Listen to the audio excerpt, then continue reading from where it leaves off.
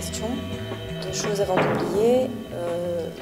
Paul est là, mais il y a aussi deux techniciens de Nuit Blanche qui sont là. Où êtes-vous? Le chef opérateur, Philippe Botiglione, voilà, et Eric Rosier, le perchman. Si vous voulez aussi vous adresser à eux. Et puis une autre chose, tout à l'heure Paul a fait une private joke, donc qui a dû échapper à certains d'entre vous dans la salle. Je voulais juste l'expliquer pour tout le monde.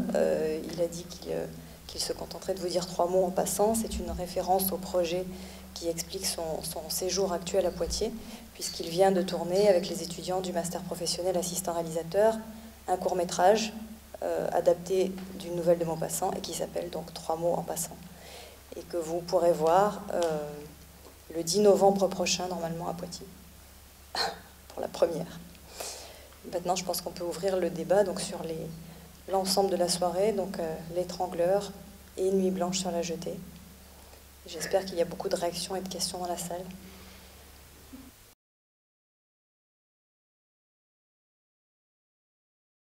Poitiers, je connais bien, puisque je suis venu présenter mes films à Poitiers, du temps où le PAX existait. C'était une salle avec des gradins, si j'ai bonne mémoire, le PAX. Et je suis venu 2 fois présenter des films. En plus, j'ai une amie de cinéphilie, ça fait plus de 50 ans qu'on se connaît, qui habite pas très loin d'ici et qui a une gentilhommière. Moi, j'étais très très heureux de tourner à Poitiers, vraiment. Mais cela dit, on ne l'a pas vu beaucoup, Poitiers, hein. En dehors du restaurant. Non, on a rencontré des jeunes qui tentent de faire du cinéma.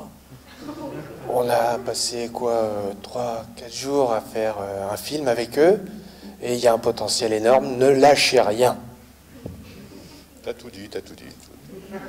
Continuez, ne baissez pas les bras. Vous avez du talent. Oui, c'est vrai. J'étais venu en repérage. Nous étions venus, Gauthier et moi, en repérage. Et on a vu tout de suite que les gens étaient motivés, donc ça nous a encouragés pour le tournage. Et puis au tournage, c'était même un peu trop, je pense. J'avais l'impression d'être à Hollywood. Il y avait de gens qui travaillaient, qui avaient des postes qui, depuis longtemps, pour moi, ont disparu dans ma mise en scène. La maquilleuse aussi, mais l'habilleuse, le machin, le truc...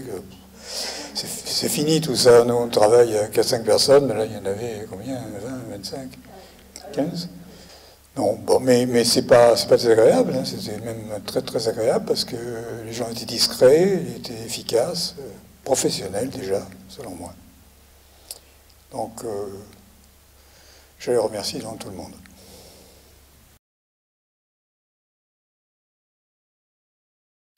Oui, on n'a pas tellement préparé, hein, puisque je ne sais plus quand je suis arrivé, 2 jours avant, hein, 3 jours avant, et puis enfin c'est peut-être à eux de répondre d'ailleurs, parce que moi ça s'est passé tellement vite, j'ai pas vu filer le temps, j'ai eu seulement très très très froid le matin de la messe, c'était affreux. Non, il y a eu, je pense qu'on s'est très très bien entendu, il n'y a pas eu de heurts. Une fois de plus, il y avait plutôt des rigolades, comme toujours sur mes tournages. Et je crois que le film est assez réussi et ils y ont participé très bien.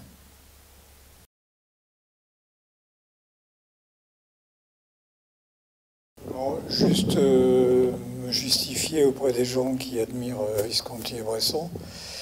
Il est bien évident que je ne me serais pas amusé à me mesurer à ces gens-là, que je respecte et que j'admire. Sauf que j'ai vu coup sur coup, que je n'avais pas vu depuis longtemps, les 2 films de Bresson et Visconti, que je répète, j'ai adoré, et je me suis aperçu que je n'avais pas lu la nouvelle. Donc j'ai acheté la nouvelle, et dans le livre de poche, il y avait Nuit blanche, et Les carnets du sous-sol. Et en lisant Les carnets du sous-sol, j'ai eu une vision tout à fait différente de ces grands cinéastes. Et je me suis autorisé alors à mettre en image ma propre vision de l'histoire. Je ne sais pas si vous connaissez les nouvelles, si vous connaissez Les carnets du sous-sol, mais en lisant Les carnets du sous-sol, il est bien évident que le personnage est masochiste. Donc je me suis reporté aux Nuits Blanches et je me suis posé la question, est-ce que cette femme dont il parle a existé ou pas? Et il y a dans le film, je le répète souvent, comme des cailloux de petits poussés, où on peut déceler ma vision de cette problématique, à savoir qu'elle n'existe pas. Mais j'ai voulu aussi laisser ouvert pour le spectateur et faire en sorte qu'on puisse imaginer aussi qu'elle est là, que cette histoire s'est vraiment passée comme ça. Maintenant, dans le film, il y a vraiment une dizaine de moments où on peut comprendre ma perception de cette histoire. Alors, je ne sais pas si vous l'avez vu, si... Vous savez, chaque film a des secrets. Il y en avait dans L'Étrangleur. Il y en a aussi dans Nuit Blanche, peut-être un peu plus, mais disséminés dans le film. Pour vous aider, je vous donner un seul exemple. Quand sur le môle, à la reprise de la nuit, on voit Fédor, Pascal Cerveau, qui est en lumière, et on voit à peine les mains de Natacha. Et il prend Natacha et il la fait rentrer dans le cadre. Donc c'est un peu comme s'il l'intégrait dans le film. À un autre moment aussi, le son s'en va. Et sans doute dans la salle, vous avez cru qu'il y avait une erreur technique. Non, c'est simplement qu'il perd le contact avec sa créature. Et puis quand on revient sur lui, il aspire le son, et le son revient sur lui. Voilà des petits éléments pour vous aider à comprendre ce que j'ai cherché à faire.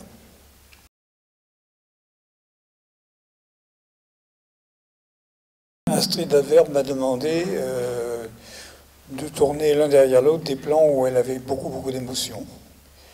Donc j'avais prévu effectivement de tourner dans l'ordre, mais je ne l'ai pas fait parce que je pense qu'une comédienne demande ça, il faut accéder à sa demande. C'est une politesse évidente et normale. Mais tout le reste est tourné pratiquement dans l'ordre. Oui.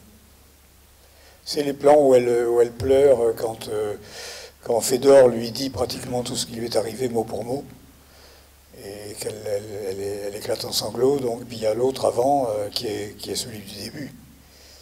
Si vous voulez, quand il la ramène à lui, elle pleure, et le plan où elle entend qu'il lui dit les mêmes phrases que l'homme qu'elle a aimé, une espèce de truc là bizarre pour elle pleure. Donc elle m'a demandé de faire ces deux plans l'un derrière l'autre. Ils ont répété pendant 2 à 3 mois au bord du canal de l'Ourcq pour s'habituer à l'eau. Et ils sont arrivés, et dans le texte, il y a 3 petites erreurs qui ne sont que des interventions substantifs adjectifs. Tout le reste est exactement mot pour mot le scénario que j'ai écrit. Et on n'a fait qu'une seule prise, à 2 exceptions près, la danse, parce que la première prise était formidable, mais Philippe m'a dit c'est dommage qu'elle n'occupe pas assez l'espace. Il est évident que les comédiennes, quand elles voient la lumière, elles se mettent plutôt du côté de la lumière. Et il m'a dit, ça serait mieux qu'elle... c'est bien ça, hein, ça serait mieux qu'elle occupe tout l'espace. Alors on l'a laissé respirer, parce que c'est quand même 6 minutes de danse. Et au bout d'un quart d'heure, elle a repris, c'est la 2e prise. Et puis enfin, la 2e chose, c'est quand ils vont du fond, tout à fait à la fin, au moment où le portable va sonner, ils viennent de loin, bon, on a filmé de nuit, et le point était très délicat, on a fait 13 prises, pour être sûr d'avoir une image nette à la fin. Finalement, c'est la 11e qu'on a prise, si c'est bonne mémoire. Voilà. Mais tout le reste, il y a une seule prise. Je leur avais dit, justement, apprenez le texte par cœur, je ne veux qu'une seule prise, et si jamais il y a une nuisance sonore, vous l'intégrez en improvisation. C'est pour ça qu'elle dit, c'est votre avion. Normalement, on entend l'avion, on dit couper. Et je ne voulais pas couper, je voulais qu'on ait en continuité, donc elle a très bien réagi, l'avion, le bateau. Ce qui m'a assez touché au tournage, c'est que quand elle parle du bateau, bon, ils continuent leur dialogue, et puis, je dirais, 15 secondes après, il y a le bateau qui passe au fond, avec des lumières un peu floues, bleues et rouges, et c'est assez... Enfin, c'est une espèce de miracle, quoi, ça, pour moi. Parce que je vois le cinéma comme ça, comme une suite de petits miracles.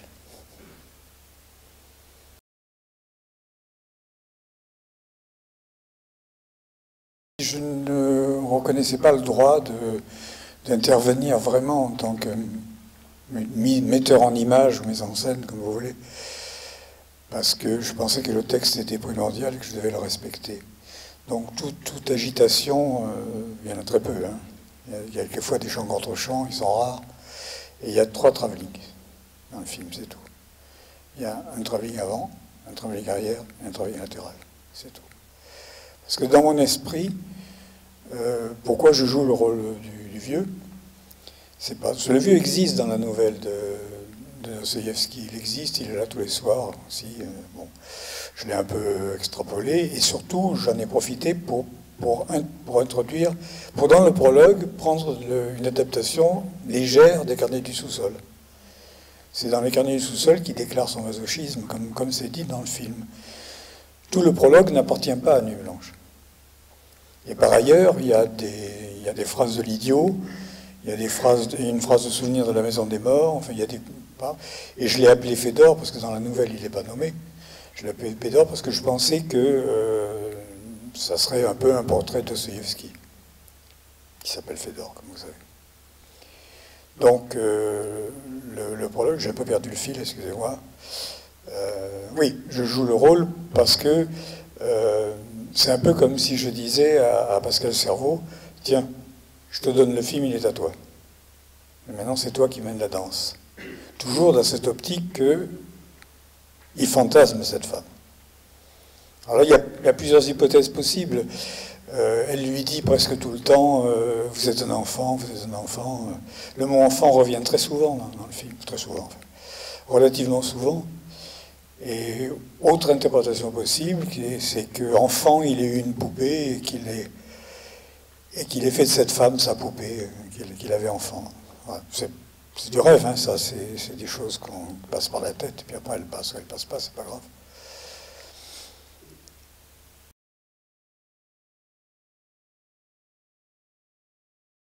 J'ai jamais fait le même film, alors c'est pas, je veux dire, si vous voyez Les Russes du Diable, vous voyez Après l'Étrangleur, c'est le jour et la nuit, si j'ose dire.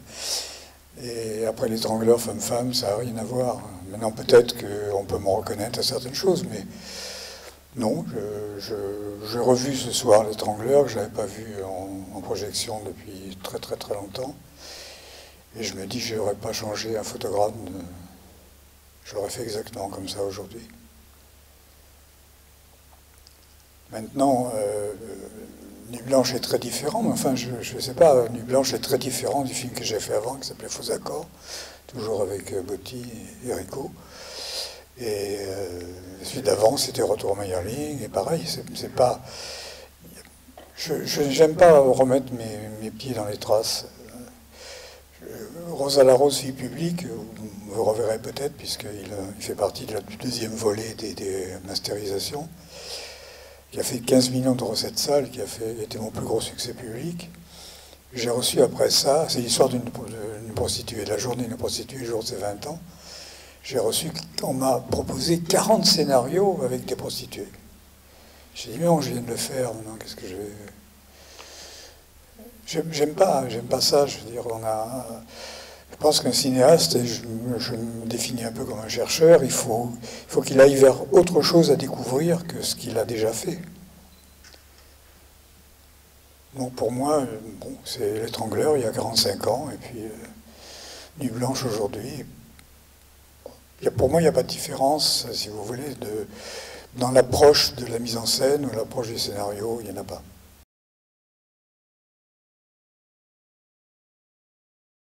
L'histoire, elle est un peu étrange, parce qu'en 98, j'ai dit, il y en a marre, je peux plus arriver à financer mes films. Bon, j'ai 68 ans, on va arrêter. Et je suis descendu dans mon midi, et j'ai commencé à écrire l'encyclopédie, dont on m'a parlé tout à l'heure, quelqu'un. C'est-à-dire, j'ai revisité le cinéma français des années 30, qui avait été mon petit lait, et ça me faisait un peu le travail du deuil. Et en 2002, on m'a demandé de faire une rétrospective à la Cinémathèque française, que j'ai accepté. Avec difficulté, j'ai un peu renaclé, puis finalement, on m'a dit, vous êtes égoïste, il y a plein de gens qui veulent voir vos films. Donc j'ai dit oui, et on a terminé par En haut des marches, où joue en vedette Daniel Darieux, laquelle Daniel Darieux est à la base de ma vocation. Donc je l'ai prévenu qu'il y avait une projection en démarche. Elle m'a dit, moi je ne sors plus. Et puis la veille, elle m'a appelé, elle m'a dit, oh, j'ai envie de revoir le film. Elle est venue à la Cinémathèque, évidemment c'était l'émeute, parce que Daniel Darieux à la Cinémathèque, ça c'est... Et à la fin du film, elle était en larmes, et elle a dit au spectateur, dites-lui qu'il n'a pas le droit d'arrêter. Alors j'ai repris le collier. J'ai essayé de remettre en place La Marquise des Tapissettes, que je voulais faire au début avec Annie Girardot et Darieux. Là, Annie, elle était très malade, mais enfin, elle m'a dit, ne t'inquiète pas, avec des oreillettes, je peux encore le faire. Et puis, je n'ai toujours pas eu l'avance-recette. J'ai un peu perdu pied. Je me suis dit, allez, c'est vraiment fini, tant pis. Daniel m'a rappelé, elle m'a dit, attention, je veux absolument que tu reprennes, porte le scénario à Catherine Deneuve, elle le fera. Je lui dirai qu'il faut qu'elle le fasse, elle le fera, et puis tu distribues autour. Enfin bon. J'ai dit non, moi je peux pas faire un film écrit pour toi et joué par quelqu'un d'autre. Et puis je suis rentré chez moi, et puis Marie-Claude Treilloux, dont j'ai produit le premier film, m'a téléphoné, m'a dit il faut que tu tournes, c'est une question de dignité. Je suis remonté à Paris, et puis j'ai trouvé des gens comme Rico, Botti, et des comédiens qui m'ont dit on est là, on tourne gratos pour toi, et il faut que tu tournes. Et j'ai eu cette idée de faire À votre bon cœur, qui est un film d'une comédie contre les gens qui m'avaient empêché de travailler, que j'assassine dans le film. Et voilà comment ça a redémarré. Mais évidemment, je n'avais pas de moyens, on tournait gratuit, et on s'est dit on va faire ça en vidéo en Panasonic. On a tourné, je ne me trompe pas. On a tourné en Panasonic, et puis après, j'ai trouvé ça vraiment bien, je trouvais que c'était agréable. Surtout que Godard avait adoré le film, que plein de gens avaient adoré le film, et nous continuons. Puis de temps en temps, Philippe me disait tu devrais tourner avec un appareil photo. Je n'étais pas très sûr. Et puis après, quand j'ai vu Faux Accords, qui est un film d'1h10 qu'on a tourné en 1 jour et demi, j'ai dit bon, on va essayer l'appareil photo. Et puis bon, c'était vraiment, l'image était tellement formidable. Maintenant, j'ai décidé de ne plus tourner que comme ça, jusqu'à la prochaine invention. Est-ce que ça a changé quelque chose dans votre travail, dans vos habitudes? Non, je ne crois pas. Hein, Je suis désolé, si, il tourne et il monte en même temps. Il a raison. Ça, c'est un peu la différence, c'est que on peut effectivement avoir le banc de montage à côté du tournage et monter en même temps. Le plus spectaculaire, c'est un film qui s'appelle Les gens d'en bas. 2 heures après le dernier coupé, le film était monté, image et son. Ça, évidemment, c'est une petite différence. Mais en revanche, je veux dire, je n'ai pas un esprit différent par rapport au 35. Bon, je ne me mets pas en tête avant de tourner. Attention, c'est de la vidéo. Attention, c'est un iPhone. Non, ça n'influence pas du tout mon rapport à la mise en scène, si c'est la question que vous posez. Pas du tout. Mais il faut avoir plus que dans le 35 mm, parce que le 35 mm impose déjà toute une structure de techniciens. Pour Faux Accords, on l'a fait à 4 personnes, vous voyez. Bon. Donc toutes ces structures que le 35 mm impose, évidemment, elle n'est plus là, et on se sent un peu plus léger. C'est pas une question de caméra, c'est plus une question d'environnement.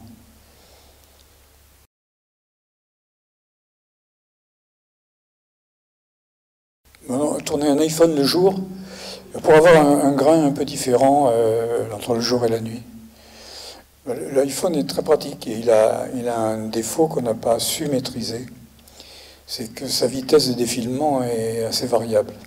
Je pense qu'il y a un moyen de la maîtriser, mais on n'a pas encore fait.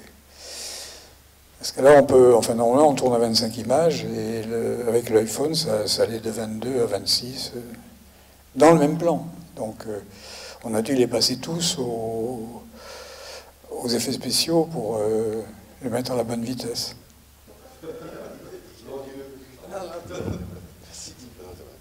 C'est parce que c'était un perchman qui était derrière l'iPhone, c'est pour ça. Oui, mais enfin, les plans, ils sont vachement beaux. Il y a eu des jeunes qui sont venus m'interviewer avec une espèce de grande nostalgie du 35 mm. Ils juraient que par le 35 mm. Je les ai parlé, on a parlé d'autre chose, puis je leur ai dit, attendez, je vais vous montrer un plan. Je lui ai montré le premier plan de Nuit Blanche, le coucher de soleil. J'ai dit, qu'est-ce que c'est ça? Il m'a dit, c'est du 35. Et bien j'ai dit, non, c'est du iPhone. Et ils ont bavé, mais c'est pas possible, c'est pas possible. Voilà. Je crois qu'aujourd'hui, on peut vraiment arriver à faire des choses, enfin, la preuve, on est là, à faire des choses très, très délicates à l'image, avec un matériel, presque, on peut dire presque d'enfant.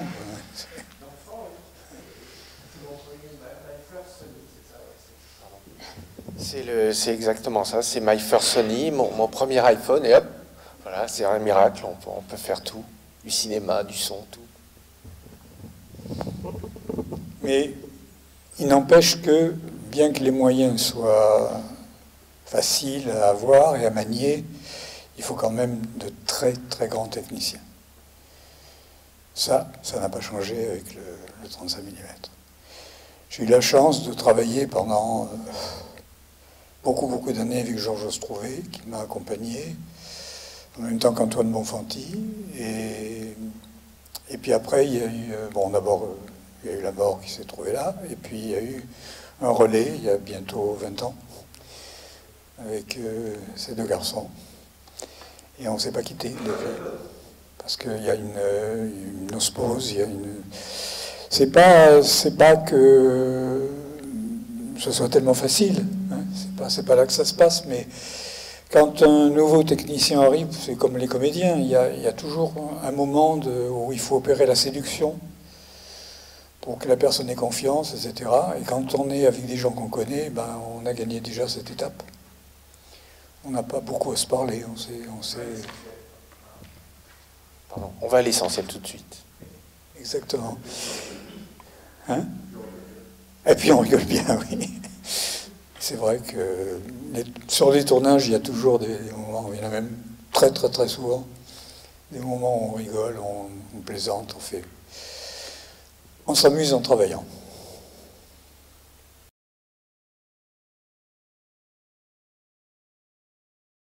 Alors au début, j'étais un peu agacé par le dogma nordique, parce que je trouvais qu'il trichait tout le temps. Les communes moyens, avec, je crois que Lars von Trier, il avait 100 caméras pour filmer le ballet. Si c'est ça le petit moyen, moi je veux bien. Mais bon. Puis j'avais vu Festen, que j'ai trouvé absolument ignoble. Bon, j'étais un peu en colère contre les dogmas. Et puis après, je dis, oh, ça vaut pas la peine de faire ça. Puis je me suis dit, au fond, anti-dogma, ça a un autre sens. C'est liberté absolue. Contre tout dogme. Contre tout parti pris de mise en scène. Et je me suis rappelé d'une discussion qu'on avait eue avec Jean Eustache, où il me disait, Paul, je crois qu'il ne faut plus faire de travelling arrière. Je me suis dit, mais pourquoi? Oui, c'est un effet cinéma. J'ai dit, un plan fixe aussi, c'est un effet cinéma. On voit bien là. Hein, et voilà. Bon, je pense que toutes ces idées préconçues comme ça, sur ce qu'il faut faire ou ne pas faire, pour moi, c'est anti-dogma. Contre tout dogme possible.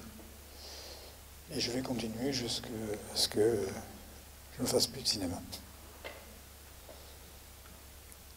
C'est une prise de position, ce que j'aime faire d'une manière générale.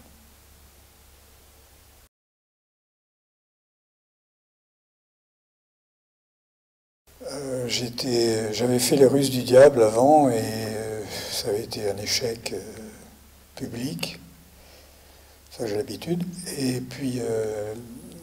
surtout, mes meilleurs amis me tournaient le dos. Il a fallu 2 ans pour que le film soit complètement renversé, parce que Truffaut et Rivette, on l'a adoré. Et ils ont fait un peu de la leçon aux gens des cahiers du cinéma, donc c'est revenu après. Le film a été mal compris à l'époque. Enfin bon. Mais on vit mal ce rejet de la profession auquel on a envie de participer. Et j'étais assez malheureux. Donc je sortais la nuit, je partais vers 11h du soir et je rentrais à 5h du matin, je me baladais un peu partout. Et je me suis rendu compte de 2 choses, c'est que la nuit avait 2 faces et que si on rentrait dans un bistrot, ben, il fallait tout de suite s'intégrer ou partir. Et quand vous arriviez, les gens jouaient la comédie pour vous. Il y avait une espèce d'osmose entre eux qui était apparente et qui se déclarait et qui se transformait presque en spectacle. Et là, vous ne pouvez pas rester spectateur. Vous vous intégrez à la pièce, vous foutez le camp, parce que sinon, c'était le couteau. Et de nuit en nuit, comme ça, je me baladais, je rentrais à 5 heures du matin, j'écrivais. J'écrivais des impressions. Et au bout de 15 jours, au bout de 15 nuits, donc, j'ai bien dormi. Et j'ai relu, et je me suis dit, c'est un scénario, c'est très bien, c'est tout à fait ça. Alors, par exemple, la scène du bistrot, c'est le résumé de 4 nuits. C'est-à-dire, j'ai vu cette femme qui va jouer au flipper avec un bras dans le plâtre, et le patron du bistrot qui est venu prendre le deuxième flipper. Ah, ça m'a paru tellement incroyable que ça se fasse automatiquement, comme ça. J'ai vu l'arabe et son copain, comme ça, se disputer. J'ai vu l'autre qui va mettre le truc, qui s'étonne de voir le curseur qui se balade. Où tu vas, où tu vas? Il n'y a pas un mot dans ce bistrot qui n'ait été écrit par moi. J'ai rassemblé simplement tout ce que j'ai vu dans quelques nuits. Et puis, bon, après, il y a eu... là, c'était pareil, j'ai ramé, je n'arrivais pas à monter le film. Le producteur de Claude Chabrol a adoré le scénario, il m'a dit, je le fais. Il est parti aux États-Unis pour chercher du fric, mais il a emmené en même temps le boucher de Claude Chabrol. Évidemment, les Américains ont choisi le boucher, parce qu'il y avait des vedettes, enfin, tout ça. Moi, j'avais personne, je ne savais pas encore, bien que je l'ai écrit pour Perrin. Et puis, de nouveau, j'étais dans le marasme, et puis après, je ne fais pas trop long, j'espère. Après, j'avais vu dans le film français une truc qui s'appelait Cinderella Productions, qui était Paul Lou Carl Sullizer, dont vous avez sûrement entendu parler, qui était marié avec une actrice, Céline Chardonnay. Donc j'ai vu, ça, j'ai envoyé le scénario. Au bout de 3 mois, pas de réponse, et j'ai appelé, chose que je n'avais jamais faite. J'ai appelé, et j'ai eu lui directement, et je lui ai dit, je vous ai envoyé un scénario. Il a dit, oui, l'étrangleur, c'est ça. Je lui ai dit, vous l'avez lu? Il m'a dit, non, mais mon frère m'a dit que c'était très bien. Et après, j'ai appris qu'il n'avait pas de frère. Et je lui ai dit aussi, chose que je ne fais jamais, j'ai dit, bon, ben, on se voit demain. Il me dit, mais pourquoi faire? Ben, je dis, vous aurez lu cette nuit, et puis on parle. Alors, il me dit, ben oui, pourquoi pas. J'y croyais pas trop. Le lendemain, j'arrive, il avait pris 10 pages de notes, qui étaient toutes très très favorables. Et il m'a dit, voilà, moi je veux bien faire le film, mais je ne veux pas faire que ce film-là avec vous, je veux vous signer 15 films. Et la mode de l'épouvante arrive, donc écrivez-moi 15 scénarios, genre gore, épouvante, le mot n'était pas encore à la mode, mais c'est ça qu'il voulait dire.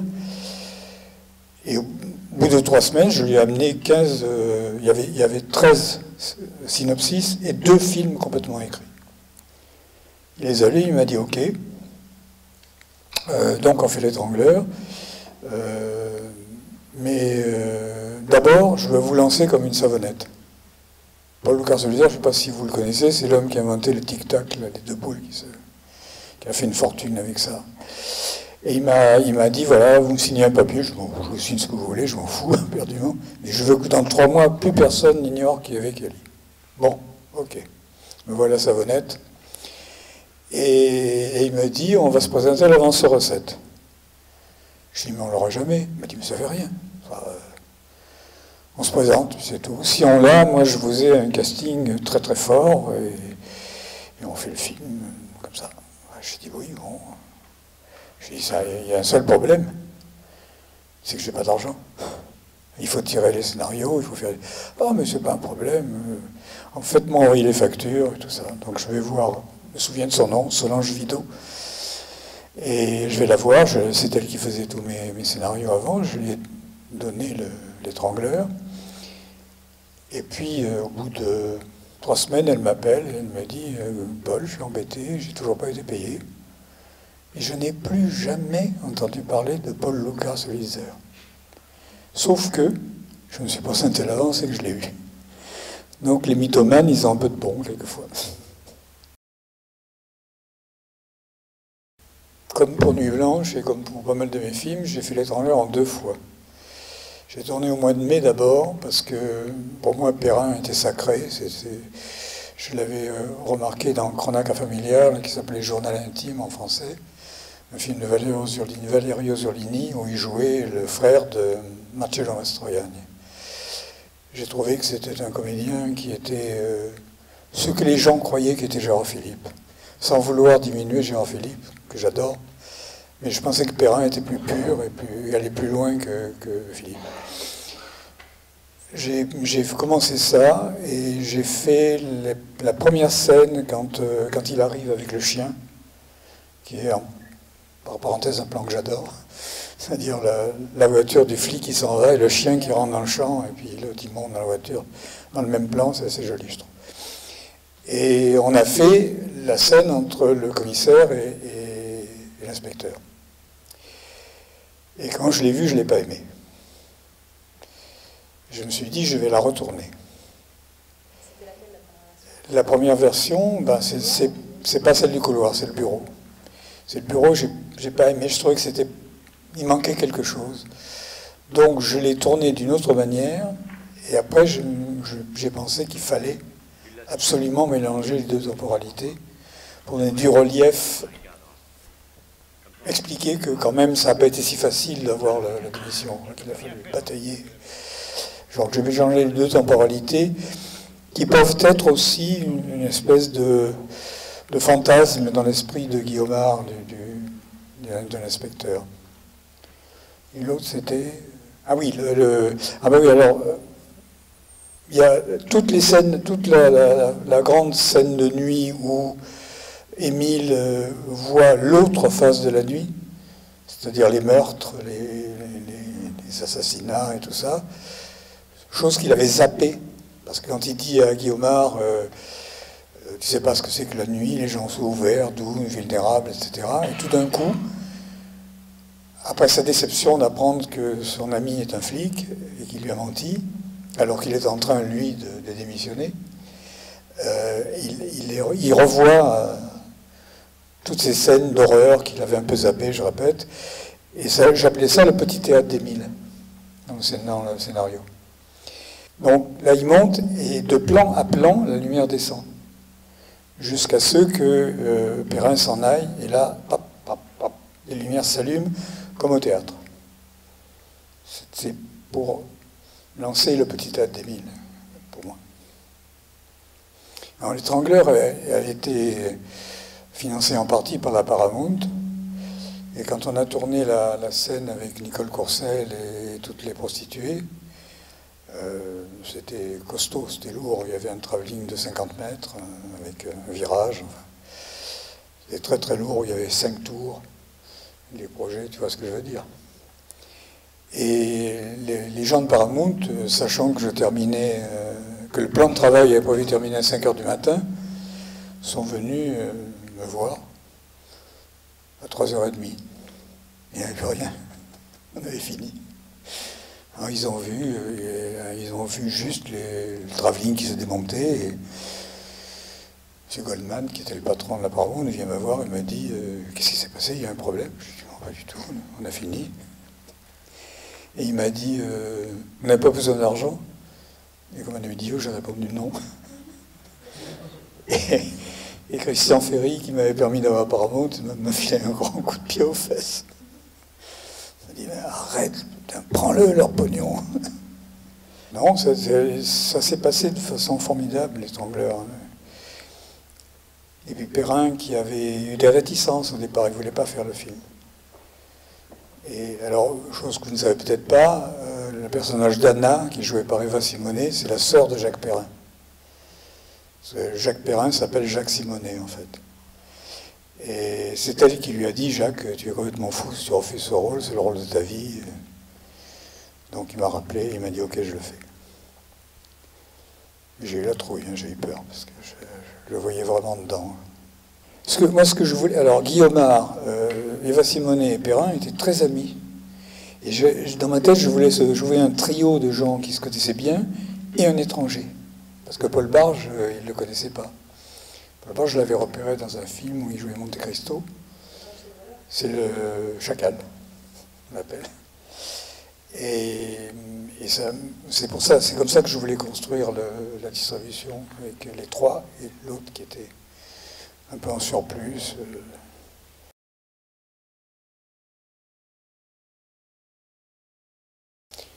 L'étrangleur, c'est le flic, hein, c'est pas Perrin. Ça, je pense que c'est clair, je sais pas si vous l'avez vu dans le film, parce que quand ils se rencontrent la première fois, il cherche le mode d'emploi. Il lui dit comment tu fais, tu les vois, tu couches avec. Il cherche le mode d'emploi. Et il y a un leitmotiv. Quand le film est sorti, les gens ne comprenaient pas bien ces images muettes, qui rythmaient, qui arrivaient toujours ou au crime ou à la personne qui va être tuée. Et je leur ai dit, si j'avais fait des petites notes comme dans Le Maudit, de Fritz Lang, petites notes de musique pour expliquer que le meurtre va avoir lieu, vous n'auriez rien dit. Et là, je fais une musique en images. Voilà, c'est un leitmotiv qui fait que chaque fois, le dernier travelling s'arrête sur le lieu du crime ou sur la personne qui va être tuée. Et il est bien manifeste qu'à la fin, Guy Omar, l'inspecteur, prend l'écharpe et qu'on a derrière les travelling de nuit. Logiquement, il va commencer à étrangler, maintenant il a le mode d'emploi. Et ça s'arrête sur Anna. Donc on peut penser que ça sera la première victime. Mais, encore une fois, je le répète, on a des idées qu'on met en place qui sont parfaitement structurées dans le film, mais qui ne sont pas obligatoirement à lire. Après, pouvez-vous rêver autour de tout ça? Ma conception et mon travail dans la mise en scène, c'était de mettre en place ce que je viens de vous dire. C'est-à-dire voir comment un flic qui voit un étrangleur, qui ne comprend rien du tout, parce que, comme il le dit à la télévision, il n'y a aucun motif, il n'y a aucune motivation, etc. Et on ne sait pas pourquoi il étrangle ces femmes. En plus, c'est souvent des femmes malheureuses, délaissées, etc. Il ne comprend pas. Donc, qu'est-ce qu'il fait? Il cherche à rencontrer l'étrangleur, entre guillemets, enfin Émile, pour chercher le mode d'emploi, pour avoir le mode d'emploi et pouvoir le remplacer. Mais lui, il n'est pas capable de faire ça. Il n'a pas, on le voit bien qu'il est brutal dans la scène d'amour avec Anna, il l'attrape par les cheveux et tout. On sent qu'il y a un personnage un peu sadique, et que ce personnage sadique va pouvoir s'exprimer dans les vrais étranglements. Donc pour moi, le titre L'étrangleur, c'est Guy Omar, c'est pas Perrin.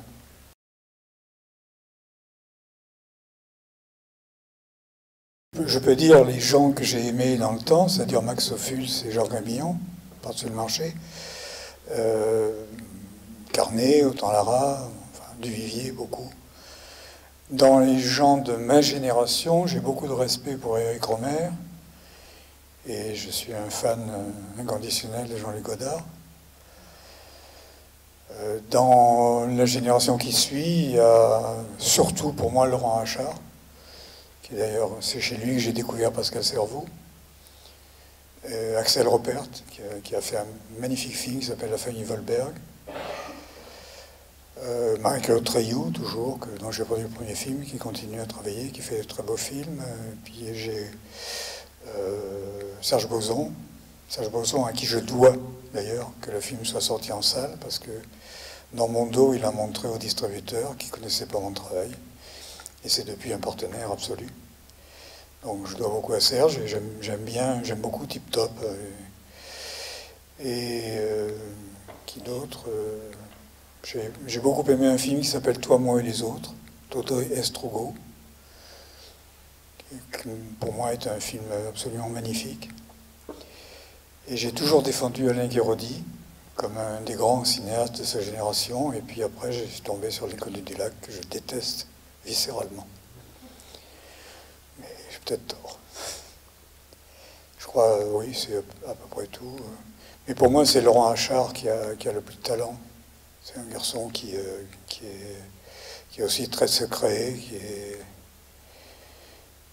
qui a le sens de tout ce qui fait un film, le cadre, la lumière, qui est très pointilleux, beaucoup plus que moi d'ailleurs. Je ne sais pas si vous avez vu Dernière séance de Laurent Achard, qui est un chef-d'œuvre incroyable. Et puis les autres aussi. Enfin, il y a des courts-métrages de lui qu'il faut que vous voyez absolument. Le portrait, non, le tableau, pardon. Le tableau, La mort petit cheval. Il y a plein de films de lui. Si vous pouvez les trouver en DVD, ne les manquez pas, parce que c'est un très, très, très grand cinéaste. Eh bien, merci et bonne soirée.